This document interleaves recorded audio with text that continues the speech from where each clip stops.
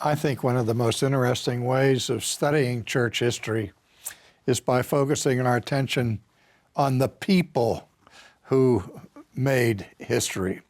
And when we think of the Protestant Reformation and the central importance of the doctrine of justification by faith alone, we think immediately of the role that was played by this Augustinian monk from Wittenberg, Martin Luther. And so what I want to do by way of further introduction to our study of the doctrine itself is to look at the historical framework in which the controversy broke out, and also look, first of all, at the person of Luther to see how he was involved the way that he was in the Reformation. Luther, according to most experts, was born in 1483. Nobody's absolutely certain for sure of the date of his birth. Some set it at November the 20th, others at December the 7th. Maybe that's why that date is a date that lives in infamy, according to future generations. But Luther was born in a little town called Eisleben in eastern Germany. But one of the ironies of church history is that his family moved away from Eisleben very shortly after he was born.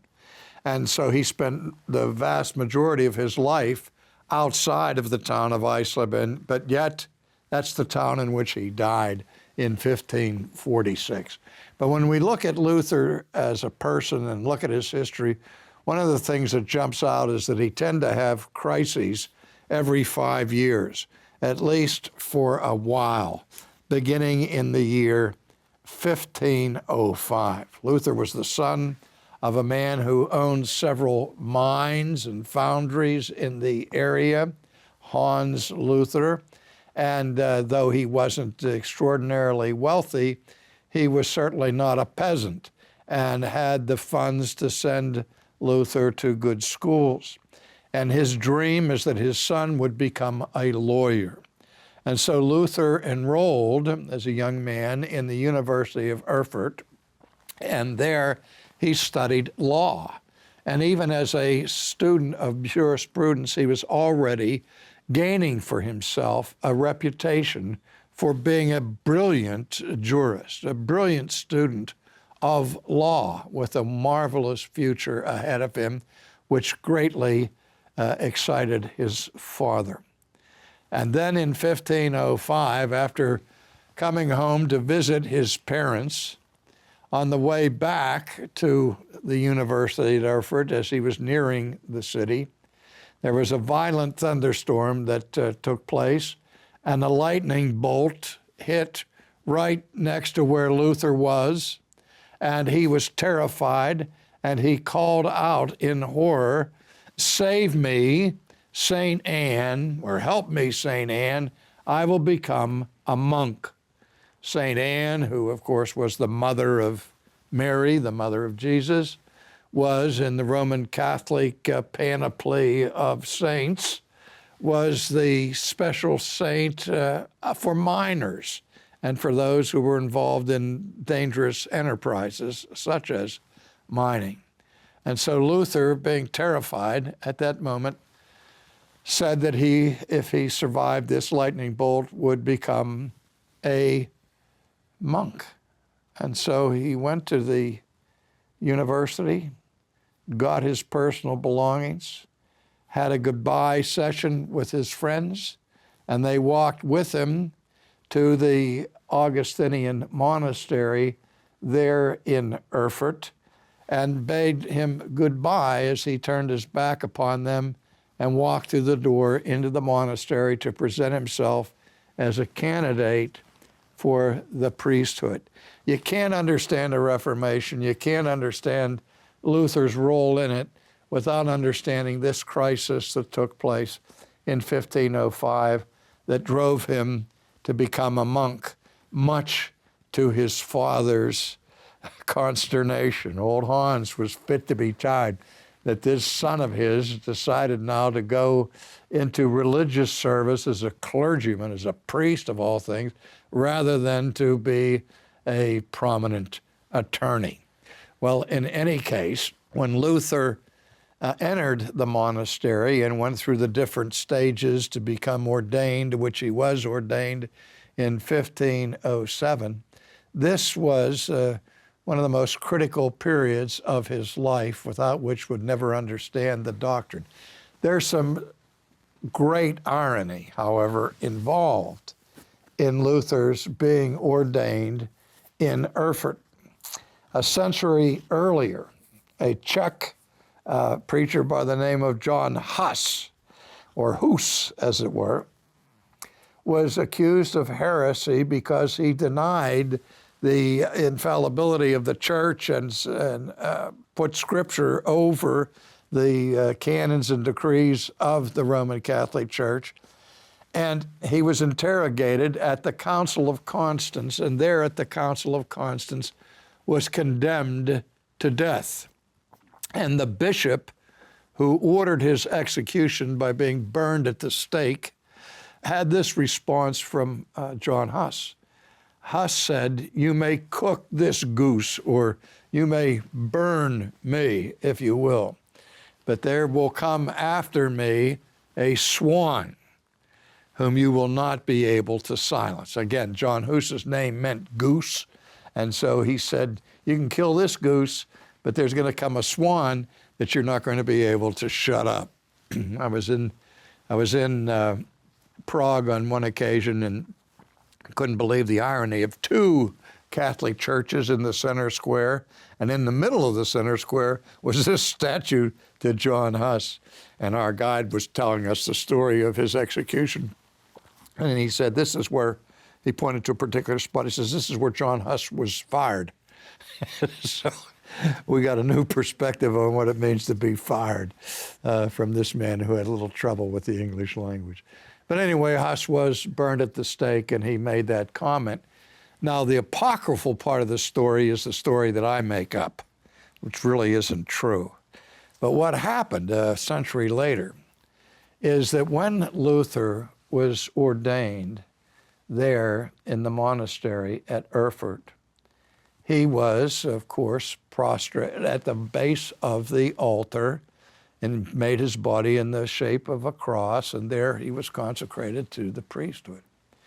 And the man who was buried under the altar at Erfurt was the bishop who condemned John Huss to death by being burned at the stake. And so my apocryphal addition to that story is that when Huss said, "You can kill this goose, but there will come after me a swan whom you will not be able to silence," I have the bishop saying, "over my dead body," because he really was ordained over that bishop's dead body. And in the 500th anniversary of Luther's birth, all of Germany was adorned with giant posters with a picture of Luther against the background of a swan, because he was considered to be that swan that was foretold by John Huss.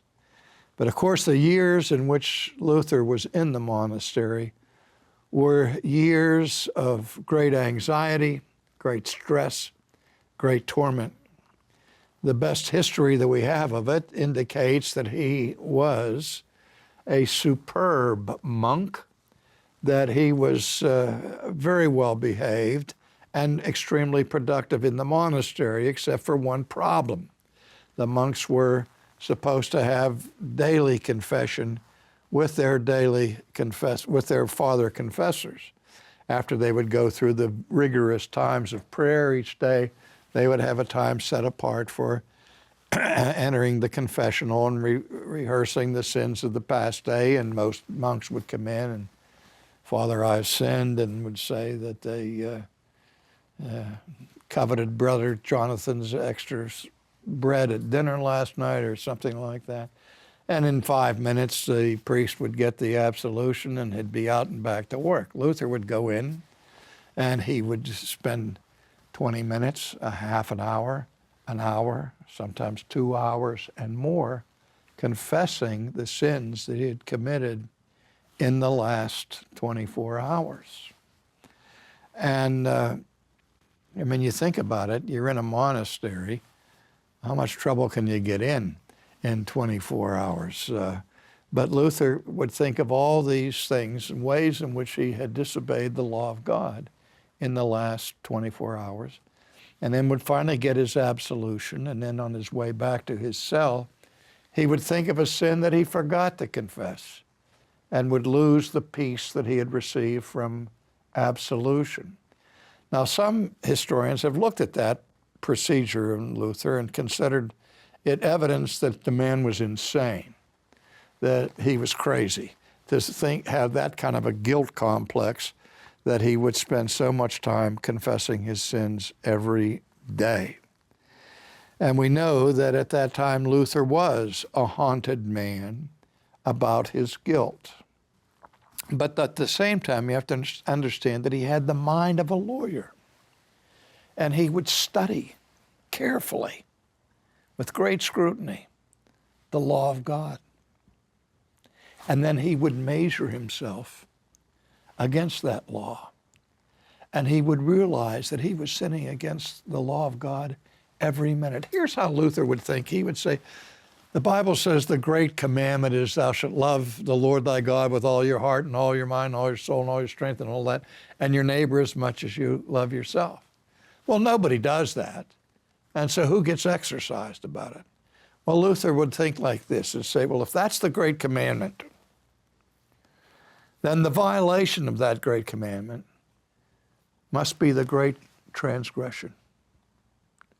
And so Luther would go to his cell and he would beat himself up physically with self-flagellation, and he would enter into periods of fasting that were somewhat extreme, trying to get peace from the guilt that he was experiencing for breaking the law of God. I haven't kept the great commandment since I got out of my bed this morning. I haven't loved the Lord my God with all of my heart, and all of my mind, and all of my strength, and all of my soul, a single day in my whole life. But nobody else does, and so I don't get so upset about it. But Luther did get upset about it. So much so that his confessor would get frustrated with him and say to him, Brother Martin, if you're going to come to the confessional, come with something serious.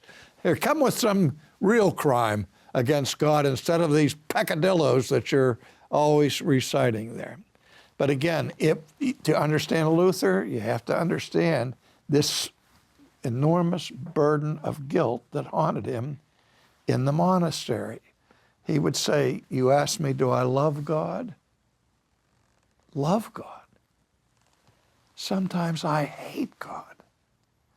I see Christ with a sword, with judgment, coming to condemn me.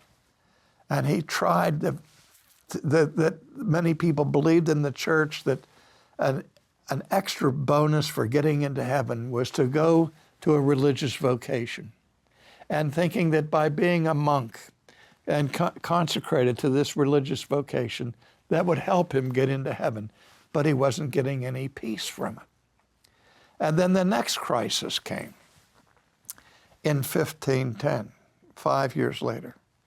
To Luther's unadulterated joy, he was informed by the leader of the monastery that he, along with one of his fellow monks, had been selected in behalf of the monastery to make a visit to Rome to carry out some business for the monastery.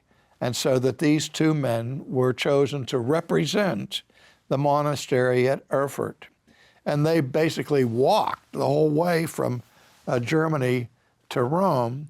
And Luther was so excited because one of the most significant things you could do to acquire salvation was to make a pilgrimage. And the two great sites of pilgrimages were Jerusalem and Rome. And so Luther now was going to be able to go personally to the holy city. And that was worth a huge number of indulgences, which concept we'll explore more later. And though he was still alive and not in purgatory, he couldn't apply the indulgences he would get from this pilgrimage to Rome to himself, he decided to devote this pilgrimage, this trip to Rome, to his grandparents. And so finally, after months of travel, he and his partner arrived in Rome. And it was an experience of raw disillusionment.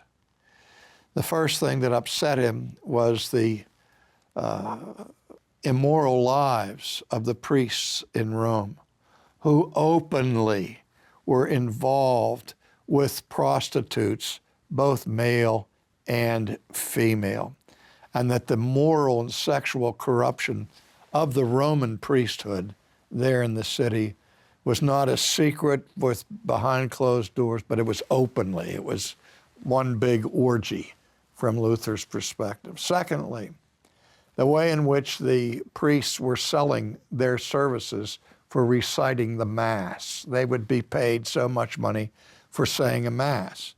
And in order to enhance their profits on that, they would say the Mass as fast as they possibly could, showing no reverence to the elements of the Mass, but simply doing the Mass for personal gain.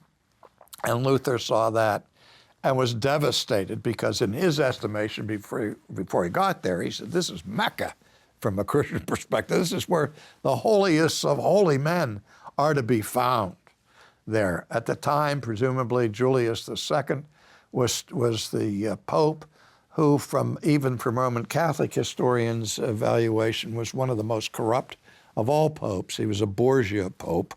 And he had the plan of building a new cathedral or basilica in which it would house the bones of St. Peter and St. Paul's. And so he undertook this massive building project to build a new cathedral or basilica, but he ran out of money. And so the foundation was built, and then it became overgrown with weeds and so on.